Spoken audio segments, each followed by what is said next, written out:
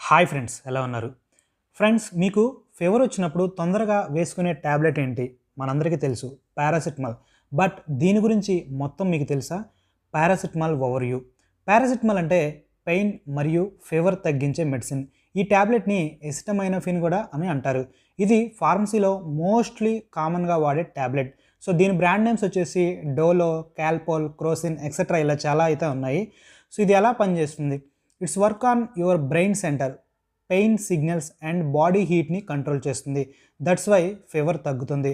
Headache మరియు body pains కూడా ఇది బాగా సూట్ అవుతుంది. సో దీన్ని ఎంత డోస్లో తీసుకోవాలి?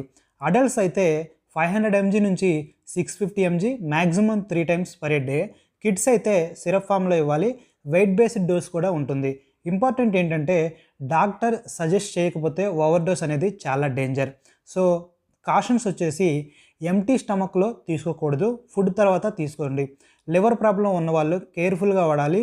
ఆల్కహాల్తో వాడకండి, లివర్ డ్యామేజ్ రిస్క్ పెరుగుతూ ఉంటుంది. పారాసిటమాల్ సింపుల్ ట్యాబ్లెట్ లాగా అనిపించవచ్చు, బట్ కరెక్ట్ వేలో వాడాలి. నెక్స్ట్ వీడియోలో ఇంకొక కామన్ మెడిసిన్ గురించి చెప్తాను. లైక్ చేయండి, సబ్స్క్రైబ్ చేయండి ఫర్ డైలీ ఫార్మా నాలెడ్జ్.